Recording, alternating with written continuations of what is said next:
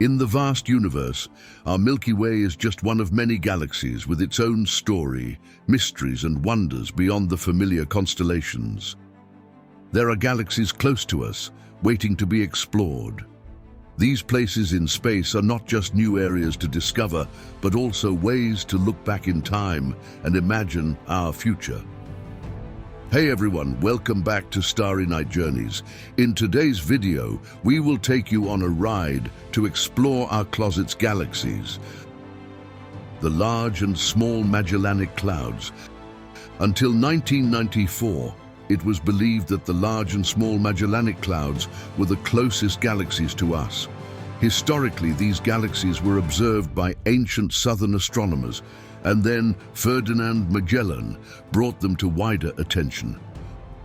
The Large Magellanic Cloud is approximately 179,000 light-years away from the Milky Way, while the Small Magellanic Cloud is about 210,000 light-years. Both these galaxies are irregular dwarf galaxies. The Large Magellanic Cloud contains a variety of celestial objects, including diffuse nebulae, globular and open clusters, and planetary nebulae. A Small Magellanic Cloud is weirdly shaped.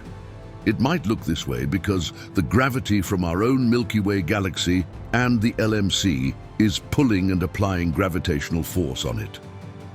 Sagittarius Dwarf Elliptical Galaxy. Astronomers found a small galaxy called the Sagittarius Dwarf Elliptical Galaxy in 1994. It was hard to see because it was very faint, and the center of our galaxy blacked our view. It is about 10,000 light-years across, but the Milky Way's gravity might be pulling it apart, as it is way bigger than about 100,000 light-years across. Sagittarius Dwarf Elliptical Galaxy is on the opposite side of the Milky Way from the Sun. It's about 70,000 light-years away from Earth and surprisingly close to the Milky Way's center, only about 50,000 light-years away. Some of its stars even reach into the outer parts of the Milky Way. It has 4 groups of old stars called globular clusters. One of these is M54, which is believed to be the original core of this galaxy. This galaxy moves uniquely around the Milky Way. It goes over the top and bottom, not around the middle like most stars, which means it has probably crossed through the center of the Milky Way multiple times, which is risky and causes it to tear apart. As for now, we still don't know the origin of this galaxy or what will happen when it meets the Milky Way in the future. The Canis Major Dwarf Galaxy. This galaxy is just 25,000 light-years from the Sun and 42,000 from the Milky Way's center. The Canis Major was hidden behind the dust and gas in the Milky Way for a long time, but advanced technology like infrared light helped us see through the dust and find it. Like other dwarf galaxies, the Canis Major Dwarf Galaxy is experiencing disruption due to the Milky Way's gravitational influence. As it orbits our galaxy, it leaves a vast trail of stars, gas, and dust. This trail is called the Monochorous Ring. It is an impressive 200,000 light-years long and encircles the Milky Way 3 times. The discovery of the Monochorous Ring in 2002 ultimately led to identifying the Canis Major as its source. Initially, researchers thought it to be the groups of stars in the Milky Way that might have come from this smaller galaxy. Soon, the Milky Way will probably completely absorb the Canis Major in the next billion years. Segway 1. Discovered in 2006, Segway 1 is classified as a dwarf galaxy, significantly smaller than our Milky Way. This galaxy is approximately 75,000 light-years from the Sun.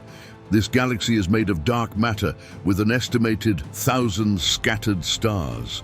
This characteristic has led scientists to consider Segway 1 the darkest galaxy discovered.